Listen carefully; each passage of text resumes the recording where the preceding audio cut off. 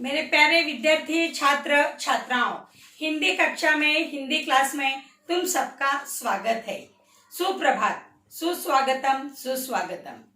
पिछले 2 तासिका में हमने किताबें इस कविता के बारे में जानकारी सुनी थी, पढ़ी थी, समझी थी।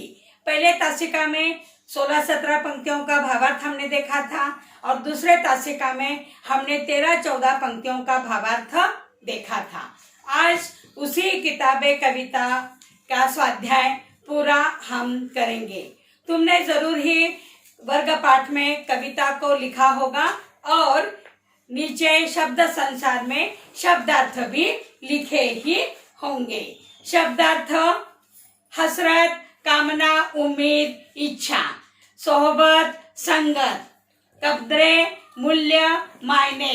जायका, लज्जत, स्वाद। सफा, पन्ना। अल्फाज, शब्द। राब्ता, संपर्क। जब्बी, माथा। इल्म, ज्ञान। रुके, चिट्ठी, संदेश, पत्र। रिहिल, ठावनी जिस पर धर्म ग्रंथ रखकर पढ़ा जाता है। तो यह शब्द संसार में तुमने शब्दार्थ वर्ग पाठ में लिखे ही होंगे। आज हम इसी किताबे कविता का स्वाध्याय पूरा करेंगे। हिंदी किताबे स्वाध्याय पहली इकाई, रचनाकार गुलजार। सूचना के अनुसार कृतियां कीजिए। क प्रश्न, पाठ के आधार पर वाक्य पूर्ण कीजिए। नंबर 1, किताबों की अब बनी आदत नींद में चलने की। नंबर 2, किताबें जो रिश्ते सुनाती थी वो कदरें अब नजर नहीं आती। प्रश्न ख, कविता में प्रयुक्त उर्दू शब्द तथा उनके अर्थ। नंबर 1, इल्म, ज्ञान। जायका, स्वाद।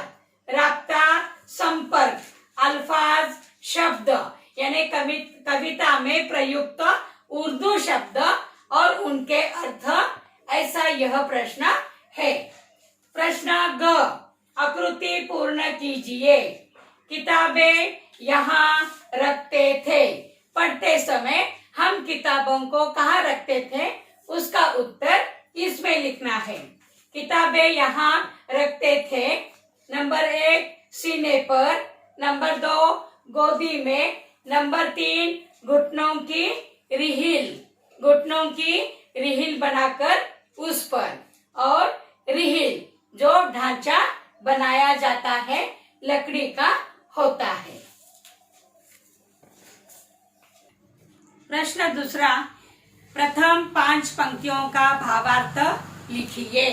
किताबें झांकती है बंद अलमारी के शीशों में, बड़ी हसरत से तकती हैं। महीनों अब मुलाकातें नहीं होती, जो शामें उनकी सोहबत में कटा करती थी अब अक्सर। ये प्रथम 5 पंक्तियों का भावार्थ तुम्हें स्वमत की तरह वर्ग पाठ में लिखना है। सुनकर लिखो। उपरोक्त पंक्तियां गुलजार द्वारा लिखित किताबें इस कविता से ली गई हैं।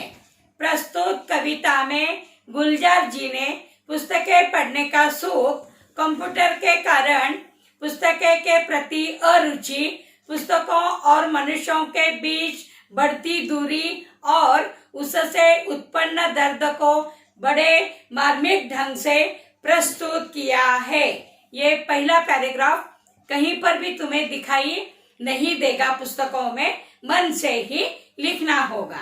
दूसरे पैराग्राफ में इन पंक्तियों में कवि कहते हैं, किताबों के बंद हो चुके चलन के बारे में बताया है।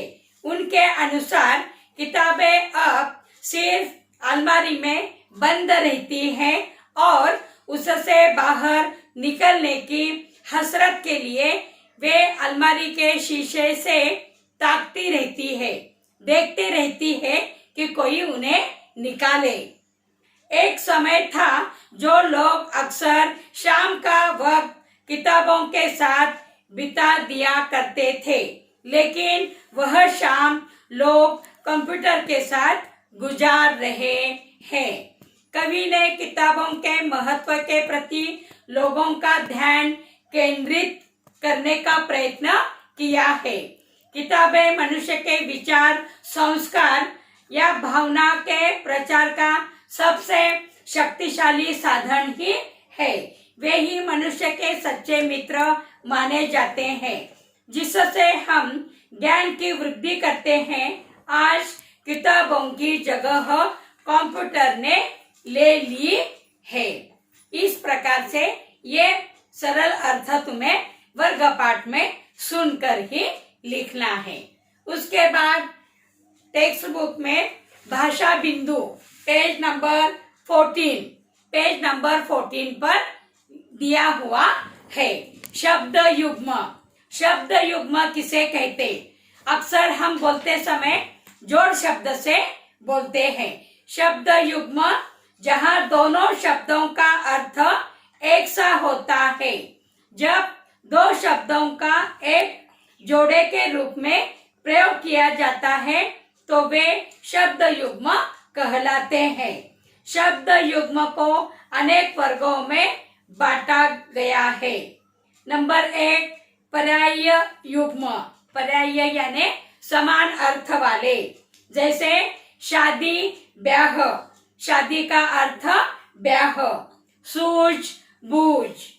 नंबर 2, विलोम युग्म। विलोम यानी उलट अर्थ वाले, विरुद्धार्थी। जब दोनों शब्द एक दूसरे के विरोधी होते हैं, जैसे आना जाना, हार जीत, जीवन मरण, इधर उधर, सुख दुख, सच्चा झूठा। नंबर 3, पुनरुक्त युग्म।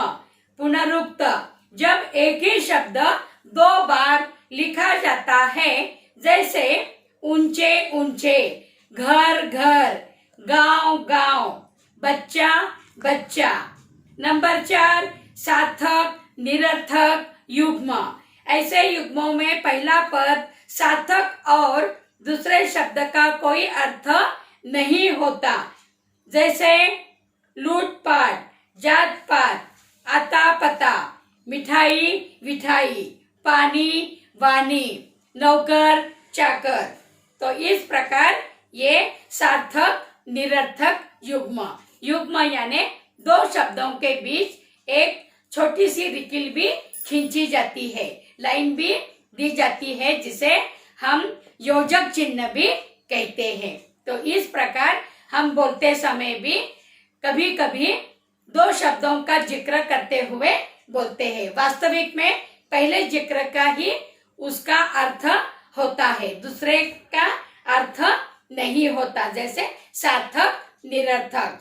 पुनरुक्त बार बार यानी वही पहला शब्द जो दोहराया जाता है, उसके बाद वही शब्द। फिर विलोम विरुद्धार्थी उलट अर्थ वाला शब्द। उसके बाद एक ही जोड़े के रूप में ये शब्द बोले जाते हैं, उन्हें शब्द युग्म कहते हैं। तो इनका 4 वर्गों में हमने बांटकर देखा है। तुम्हारे टेक्स्ट बुक में पेज नंबर 14 पर शब्द युग्म पूरे करते हुए वाक्यों में प्रयोग कीजिए। घर घर। घर घर में शिक्षा का प्रसार होना चाहिए। उधड़े उधड़े। किताब के सारे पन्ने उधड़े उधड़े हुए थे। भला बुरा। प्रत्येक व्यक्ति को अपना भला बुरा सोचना चाहिए। प्रचार प्रसार। हिंदी प्रचार प्रसार के लिए हिंदी प्रेमियों ने दिन रात मेहनत की। भूखा प्यासा। भूख प्यास को हमें रोटी और पानी दिया। भूखे प्यासे को हमने रोटी और पानी दिया। भोला भाला। वह भोला भाला लड़का तुम ही हो। तो इस प्रकार शब्द युग्म पूरे करते हुए इस पाठ का स्वाध्याय पूरा हो गया। तो वाक्यों में प्रयोग। घर घर। दूसरा एखादा वाक्य तुम लिख सकते हो ऐसा। साक्षरता से घर घर में खुशहाली फैलेगी। उधड़े उधड़े। किताबों के सारे पन्ने उधड़े उधड़े हुए थे। भला बुरा, शिक्षित लोग अपना भला बुरा शब्द भला बुरा खुद समझते हैं। प्रचार प्रसार, हिंदी के प्रचार प्रसार के लिए हिंदी प्रेमियों ने दिन रात एक कर दिया, दिन रात कड़ी मेहनत की। भूख प्यास, मैंने आज एक भूख प्यास को रोटी पानी दिया। भोला भला, वह भोला भला लड़का तुम ही हो।